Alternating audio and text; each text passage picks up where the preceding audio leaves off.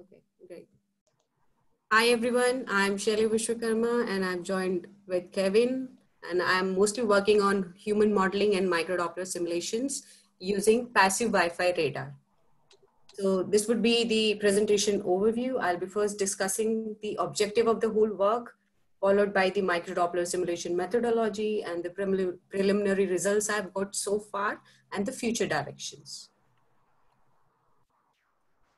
So the objective is to simulate a passive Wi-Fi radar and validate passive Wi-Fi radar signatures and validate the results with the actual Wi-Fi measured radar signatures, both qualitatively and quantitatively. So what we have in this figure is, you can see that there is a passive Wi-Fi radar system and a motion capture system. So both the systems are synchronized. So what we are going to do is, we are going to capture measurement passive Wi-Fi radar data and generate the radar signatures. Simultaneously, we are going to record the motion capture data and generate the simulated radar signatures. Once both the signatures are captured, measured, as well as the simulated, we'll compare them both qualitatively and quantitatively.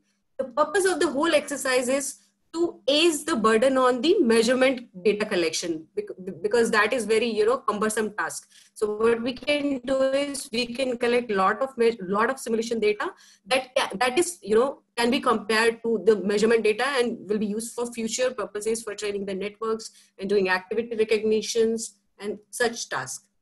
So I'll discuss on the next slide what would be the simulation methodology to generate these radar signatures in passive Wi-Fi environment. So what we are going to do is, this is my simulation methodology. I'll take motion capture data as the target data. And we'll be combining it with the Wi-Fi signal. That would be the reference channel data. So reference channel data on top of the target data will generate the radar signatures. So I'll discuss how we are going to do it one by one in the next slides. So this is the this is the simulation methodology. We have a passive Wi-Fi radar system, and this is the human target. So whenever target moves in front of the radar, what we have is, the signal is time delayed by a factor tau b, and the carrier is also shifted by a Doppler shift. So this is the baseband radar digitized signal what we get at the receiver. So N are the number of fast time samples and P are the number of slow time samples. So what we are going to do is, so there are three things. So what we require for modeling the radar signal is the position of each and every point scatter on the target, that is RB, strength of the corresponding reflecting surface, that is, if I'm considering a reflection from a torso, then I must know the RCS of this ellipsoid and the range of this ellipsoid. Now I have two things from the target modeling: range of the scatterer and the reflectivity of the scatterer. The next desired thing to model a radar signal is the transmitted signal. So this is the transmitted signal which we are going to simulate using a Wi-Fi source. So this is from Wi-Fi source. These are from motion capture data. So these things we require in order to simulate a baseband digitized radar data at receiver. So on the next slide, I'll show you how I'm going to get this reflectivity and the range of the target from motion capture data. So this is the step. So first we have motion capture data.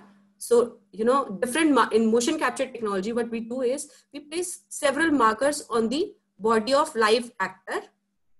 So we get, three-dimensional position of each of these markers at video frame rate. Next, what we do is, from this three-dimensional positional data, we obtain the stick figure model of the human like this. So this is the stick figure model of the human. Next, now two things we require for modeling a radar signal is the range of the scatterer and the reflectivity of the scatterer. So how we are going to locate the scatterer is, what we do is, using at the center of the bones, we place the scatterers. So these red are the point scatterers. So we can calculate from the midpoint of the bones the point scatterer location. Now we get the range of each and every scatterer. But the point is, these midpoints are obtained at video frame rate.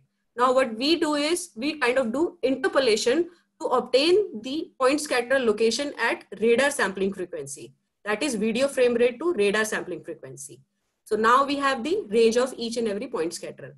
Next step is to compute the reflectivity of each and every scatterer. So in order to compute the reflectivity of the scatterer, what we did is we model with the primitive models and so on. So now we can estimate, because there are already analytical formulas available for calculating the RCS of each of these primitives. So we can estimate the reflectivity from each and every body part. Now from the target model, we have RB and we have AB.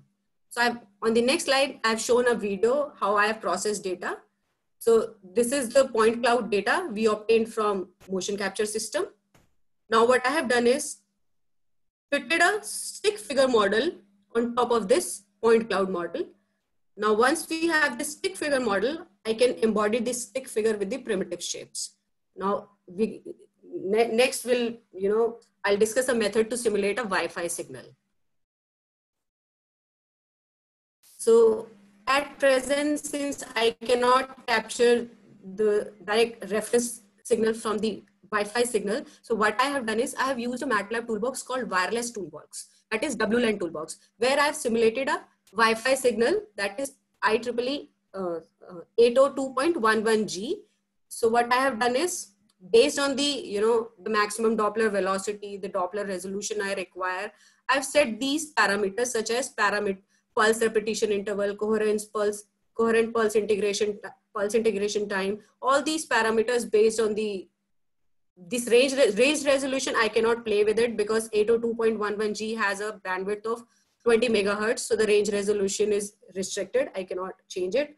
So I kept it same, the maximum range based on the number of fast time samples I've considered. So this is how Wi-Fi signal looks like. And I've kept a, between the packets, I kept the idle time of 0.0001 seconds. So this is the Wi-Fi signal. What I'm going to do is I'm going to Doppler shift this Wi-Fi signal according to the target parameters. Now I'll obtain now I have XT, that is the Wi-Fi signal. I'll just Doppler shift it by the point scatterer range and its reflectivity. And this is how I get the baseband digitized radar data. Next, I'll discuss the radar signal processing that is involved.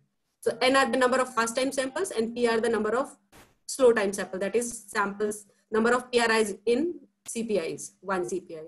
So I have shown here, so what I do is along the fast time, I perform match filtering, and along the slow time, I perform FFT to obtain the cross ambiguity function. Now for each of these CPIs, I obtain these multiple cross ambiguity functions. From the cross ambiguity functions, we can generate various signatures such as range time, high range resolution profile. We can generate microdoppler spectrograms. So on the next, because the range resolution is restricted in this case, so I could not I generated the range time signatures, but those are not informative because of the poor resolution. So instead, what we are doing is we are focusing on the microdoppler signatures spectrograms. That is Doppler versus time. So I have shown here the preliminary results which I have got. So this is a human model. So human data capture from the motion capture system. So the human walks like this and then turns back and moves away from the radar. So these are the ground truth range profile and ground truth velocity time profiles. Like each and every scatterer I have plotted with respect to time, how they are changing. So these are the ground truth signatures from the motion capture data. So this is what I got when I Doppler shifted the Wi-Fi signal. So this is the range ambiguity plot at LH CPI. So we are going to process capital M such CPI in order to generate this spectrogram. So what I've done is for each CPI, I'm going to check each Doppler bin like this and pick the peak scatterer. At each bin, I'm going to see the peak scatterer and will plot this as one instant of this spectrogram. So this is LH CPI. So we are going to append capital L such CPIs to form this spectrogram. So this is the spectrogram we have got from the Wi-Fi signal. passive Wi-Fi radar configuration. So you can see that as the human approaches the radar, the strength of the signatures increases, and as it moves away from the radar, the strength again decreases. The positive, these periodic patterns are from the swinging of arms and legs, and you can clearly see the motion, the microdoppler signatures. So this is the spectrogram comparison between the ground truth motion capture data and the simulated data from Wi-Fi system. So you can see there is a close match. We can see the periodic pattern clearly. So next, so that was the monostatic configuration of the passive Wi-Fi radar. Then I did a multi-static passive Wi-Fi radar also, where we covered different bistatic angles. So we placed transmitter here, three receivers at different location in order to capture the effect of the bistatic angles on the microdoppler signatures. So this is what we got. So this is one. So when the transmitter is placed here, receiver is placed here, and the target moves like this, then we got this kind of signatures. So these are the ground truth data from the motion capture data, and these are the real, what we have got from the simulated signatures. Then we did another configuration and did a similar study. And this is how the microdoppler signatures change for different bistatic angles. And so another thing what we are going to study is, and we have already studied, is the aspect angle variation, like what happens when we place transmitter and receiver like this or like this. So different monostatic configuration covering different aspect angles, or what we can do is we can rotate the target to study the aspect angle variation. And next, the bistatic angle variation, like placing transmitter at one location and then moving the receiver to check the bistatic angle variation. So these kind of studies we have done so far. So the future aspect is to, now I have computed this reflectivity of the scatterers using the primitive modeling, but the primitive modeling is, good for excellent microdoppler and micro range features. But we need more accurate RCS modeling in order to, capture these shadowing effects into account or multipath into account. So our future direction would be to extend this primitive model to more sophisticated model, like the ray tracing based on the physics, optics, and electromagnetics. And the third one is the full wave electromagnetic solver, that is the FDTD simulations. But the thing, so as we go down the hierarchy, what we observe is this, the RCS increases as we go down the hierarchy. So what we can do is we can pick for the ray tracing method in order to, keep the complexity level to optimal level. So that would be one of the future direction. Another future direction could be, can we do, so this is what I've done from my PhD work. I've simulated these frontal radar images using the narrowband signals captured at planar array data. But so the future direction would be, can we do something similar using the wideband Wi-Fi data and generate these kind of signatures?